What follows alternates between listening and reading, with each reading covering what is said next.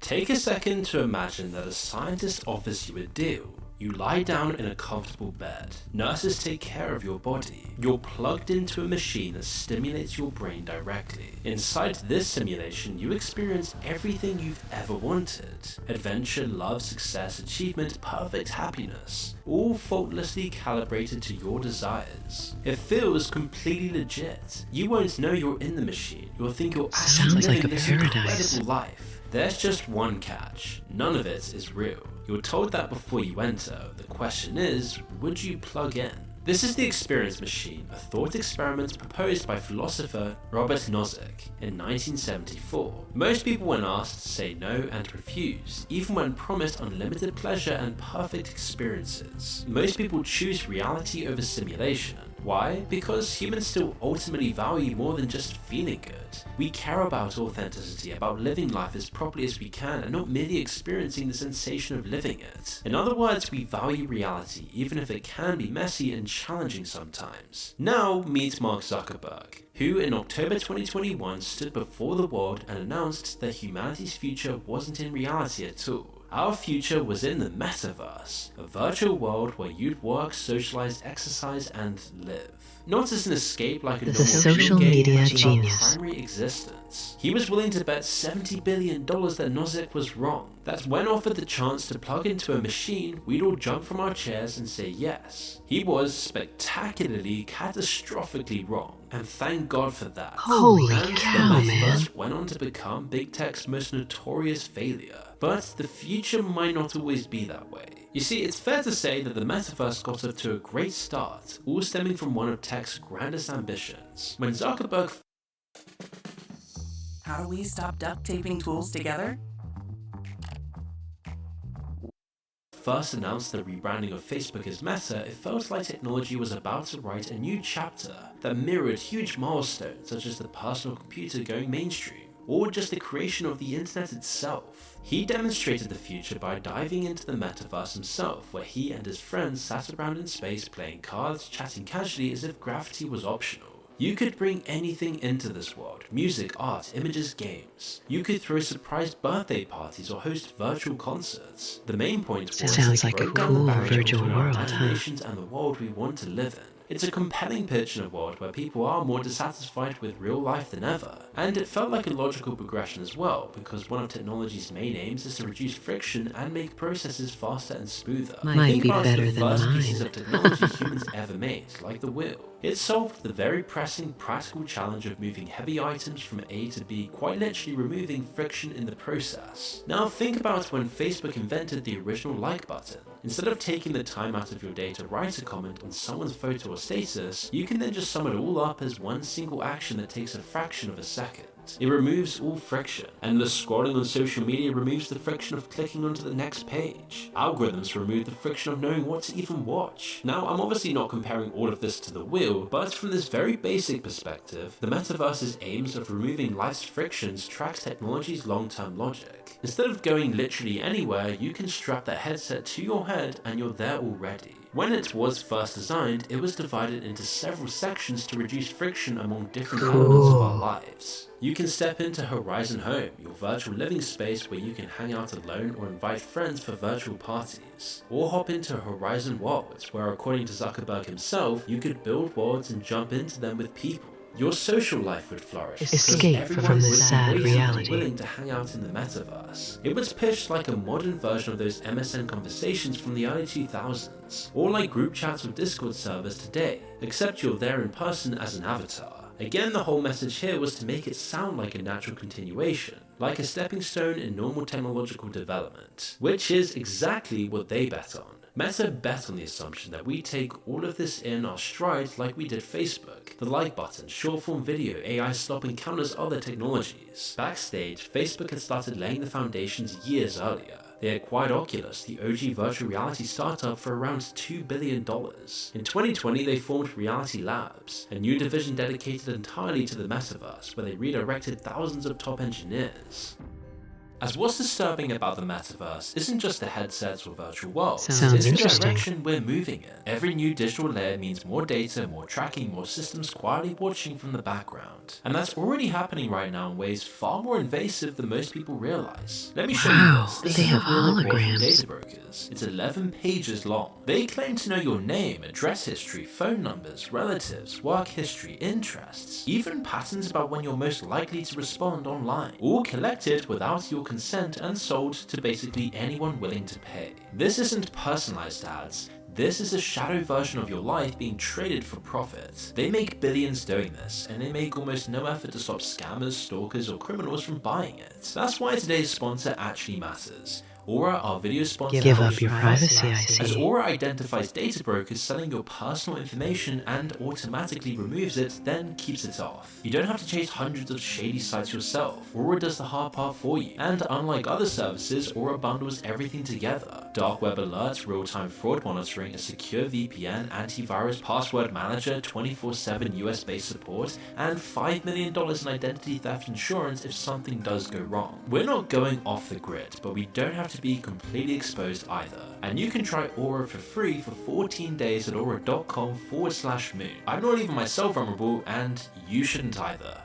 Here's something else that's critical to understand how this timeline evolved. Facebook desperately needed to pivot after the Cambridge Analytica scandal, which exposed how 87 million users' data was harvested to manipulate elections worldwide. The Social Dilemma documentary revealed how social media was engineered to exploit human psychology. Zuck really just became the weird poster boy. The lizard persona was what everyone hated about big tech. It was weird, awkward, vacant, out of touch, emotionless, and not representative of the populations he wanted to change. Before Zuckerberg, people tolerated, liked, or even loved leaders like Steve Jobs and Elon Musk. Zuckerberg flipped that on its head. Facebook wasn't cool anymore. It wasn't trusted, and it definitely wasn't loved. So when it became Meta, it was both a literal and metaphorical escape from what Facebook had become. A shiny new virtual world, a fresh name, no Facebook is dying, misinformation guys. scandals, no hearings, just avatars and endless possibilities. And then, as they were warming us up to the idea of retreating into their new world, the COVID lockdowns hit everyone. For nearly 2 years, we'd been forced into a massive digital experiment. Remember how we lived and learned on Zoom calls, celebrated birthdays with video chats, attended virtual weddings, virtual concerts, and worked from home while staring at screens for 12 hours a day? Suddenly, the metaverse started looking almost necessary. Numerous other virtual reality companies entered the game, only to totally evaporate when everything lifted.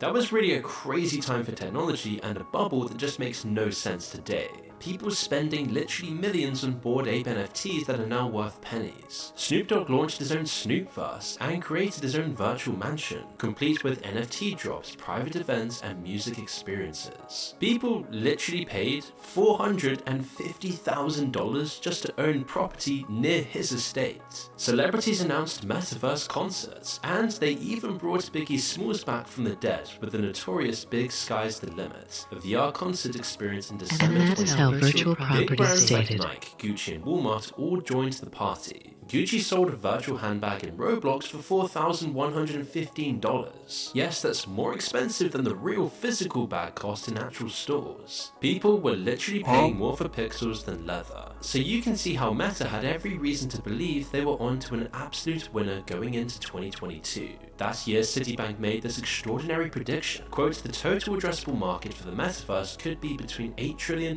and $13 trillion by 2030, with total metaverse users numbering around 5 billion. This is over half of the world's population, basically the same as smartphones. Imagine everyone you know with smartphones plugging themselves into the metaverse every day. This is what venture capitalists genuinely expected. But it wasn't long after that wild prediction that the dominoes started falling. The metaverse today is just totally dead, looking more like this. Where is everybody? Aww.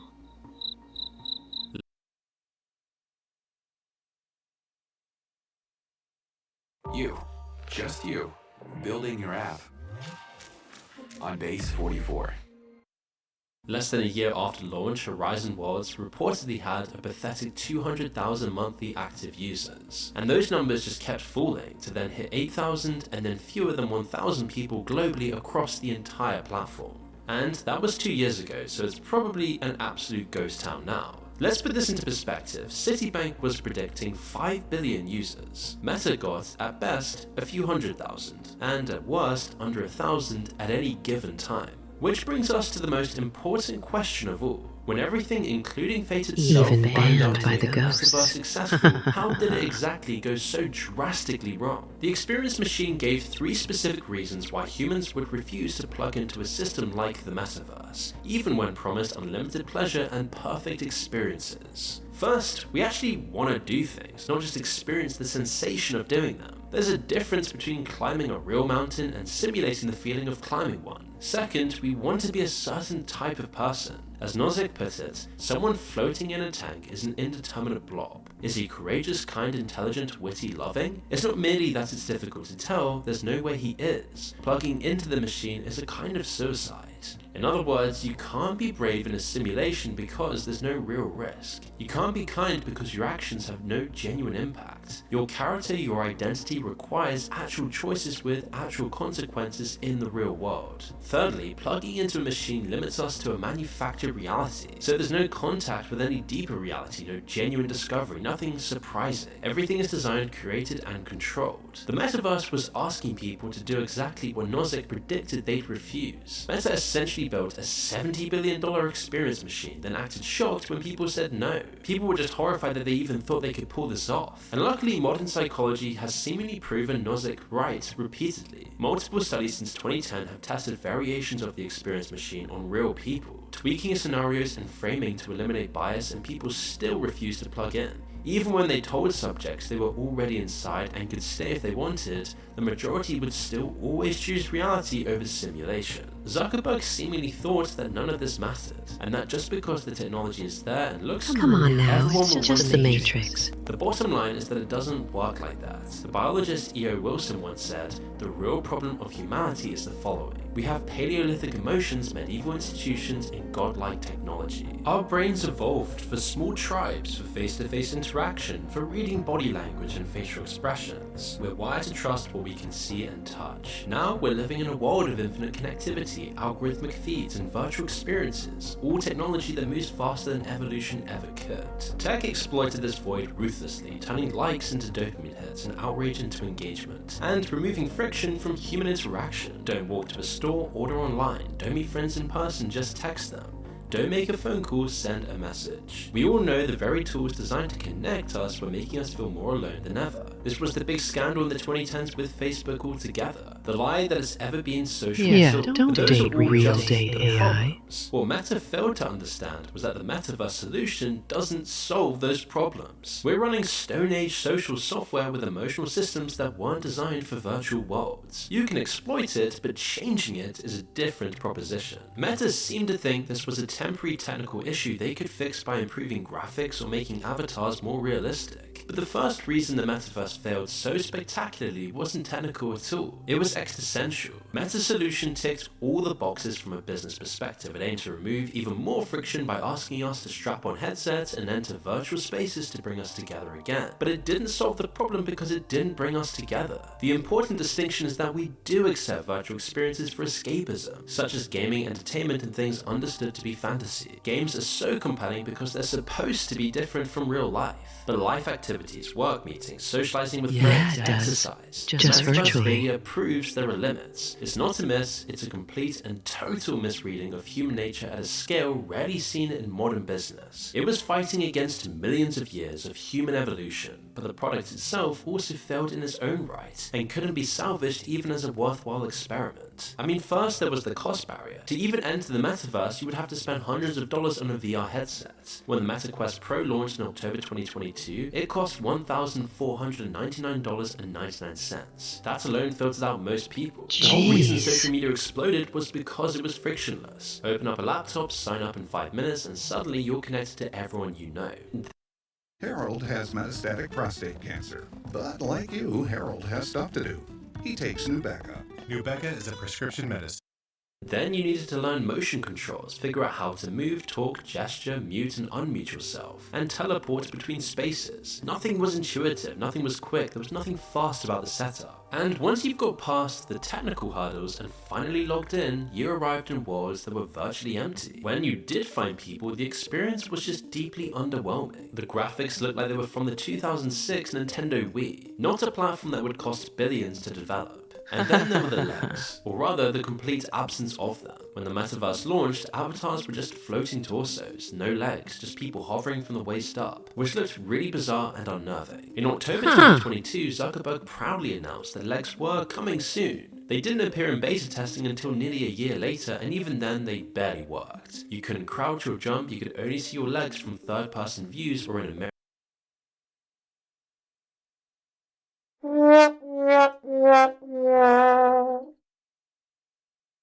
So the product was quite literally and figuratively legless. When some brave individuals did start to see what it was all about, almost immediately reports flooded in of how terrible this place really was. All the toxicity that festered on social media platforms came right into virtual spaces. In February 2022, a female psychotherapist reported being brutally harassed within 60 seconds of joining. Male avatars surrounded her, making explicit gestures and comments. She said, "Within 60 seconds of joining, I was verbally and sexually harassed. 3 to 4 male avatars with male voices essentially, but virtually, gang raped my avatar and took photos." In those early days, it was easy to view the metaverse as not quite ready, but the longer things went on, you began to understand it wasn't only the product that was broken, it was the entire system behind it. Remember, Facebook had become one of the most successful companies in history by developing a product that fundamentally changed how humans communicate. They were great at social media, but what happened behind the scenes with the metaverse shows the wheels came off on more levels than one. John Carmack, one of gaming's most legendary engineers, the mind behind Doom and Quake, left Meta in 2022, and his exit was devastating. In public posts and internal memos that later leaked, Carmack didn't hold back. He described Meta's VR efforts as bloated, slow, and wildly inefficient. Inside Meta, employees reportedly I see now what the happened. metaverse even was. One group thought they were building YouTube, another thought it was supposed to be a casual World of Warcraft. Was it a platform, a product, a social space, a software suite? Nobody was quite sure. Zuckerberg's hopelessly vague catchphrase slogans like "move fast, build awesome things, and live in the future" really weren't helping. He then posted that infamous selfie of his avatar standing in front of the Eiffel Tower, and words can't describe how honestly terrible it looks, and the internet reacted as you'd expect. He quickly released a new avatar that did look better Looks than the outdated damage to he'd me. already done. Even Meta's own employees hated the experience. According to leaked memos published in The Verge, the company was pushing staff to spend more time in the metaverse, but it was a not too secret disaster. Internal VR meetings were described as, quote, exhausting and borderline unusable. Sometimes it took 20 or 30 minutes just for everyone to log in. Audio wouldn't work, avatars wouldn't load, people would freeze, float, or vanish mid-sentence. Meetings would still restart and eventually fall apart, so they'd just jump on normal video calls and get the job done the old school way. Think about that, the people who built the metaverse, who used it for free, who were literally paid to be there, even they couldn't stand it. The VP of the metaverse sent an internal memo that laid bare the crisis. Quote, "For many of us, we don't spend that much time on Horizon, and our dogfooding dashboards show this pretty clearly. Why is that? Why don't we love the product we've built so much that we use it all the time? The simple truth is, if we don't love it, how can we expect our users to love it?" But even after that, he tried to brainwash himself and others, saying, quote, "Everyone in this organization should make it their mission to fall in love with Horizon worlds." But eventually, the financials showed what we all know now. Meta's Reality Labs division posted an operating loss of about $13.7 billion in a single year. The company's stock had fallen roughly 70% from its peak. My, The first time my. in nearly 20 years, Facebook was in survival mode.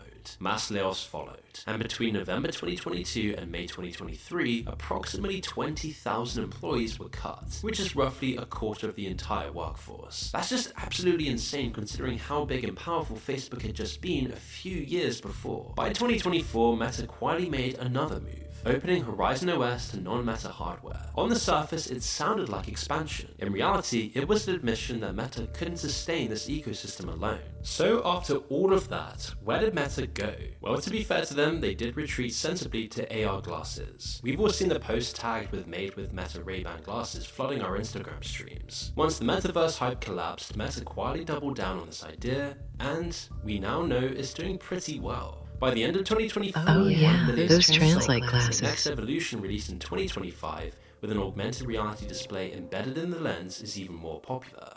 Sales tripled in the first half of 2025, and with another partnership with Oakley, Meta may have now suddenly found a niche. Let's think about the qualitative difference between AR and VR. AR works with our world and by definition augments it, while VR virtualizes it. While these technologies Yeah, are often just proposed to stay in your a lane. continuum, AR poses a very different existential question to swerve around the experience machine's problem. In fact, Meta's AR and VR products couldn't be more polarized. Meta's Ray-Ban glasses are designed to film the world from our perspective in a way other cameras, even smartphones, can't. They're positioned at eye level, creating content that feels natural, bringing others into the user's perspective of the physical world we inhabit. And VR isn't necessarily dead and lives to fight another day. Quest headsets still exist, as does the Metaverse, but it's just a major puzzle for futurists everywhere. People have been saying it'll be the next best thing for over 30 years, but it just hasn't happened. If you're looking to learn how to trade, a community is very important, and I've joined previous communities. The Apple Vision Pro proved that too, showing how fundamental the challenges really are and how much people really reject this kind of technology. And so when all is said and done, the Metaverse might just be the most expensive technological prescription ever written for a disease nobody had. Big tech is usually amazing at creating problems and then selling us the solutions, but they really screwed this one up by looking at a world exhausted by screens and just giving us more screens. They saw isolation caused by convenient technology and sold more convenient technology as the solution, except with one key difference. This time it was entirely fake. You can see parallels to AI now. AI technology is inescapable. The market is booming, but all the tech companies are buying into their own hype, buying from each other in a circular monopoly that's inflating Oh, the no, cost no, of not speculation. fake. It's way bigger than even the Metaverse, and is a more credible technology for now. It could also breathe new life into the Metaverse with self-creating virtual worlds that make something like the experience machine more possible and dystopianly controllable. But you've got to ask yourself the question, do people even like or want this AI technology? If you give people the option, would they go back to a time where art and music was created the proper human way, when writing wasn't full of AI filler words and our social media feeds were full of real content we could trust? Big tech is constantly ramming AI features into phones and computers, but so few people are using them. Microsoft made a big deal about integrating Copilot into all of their products, but does anyone really use it? Same with Google's AI features, same with the ones Apple embedded into iPhones. Sure, there's undoubtedly some Yeah, people who working with uses this, but Siri? like the Metaverse, can it justify the industry predictions, or is it just a bubble bound to collapse, leading to massive stock price collapses and layoffs? It's clear the Metaverse failed because Meta fundamentally misread what humans value. They're so desensitized and detached that they just completely forgot what the human experience even is. They prescribed a solution that ignored everything we know about how humans function. They removed friction from human connection for years, creating an epidemic of loneliness, and then asked us to strap on expensive headsets to solve it like magic.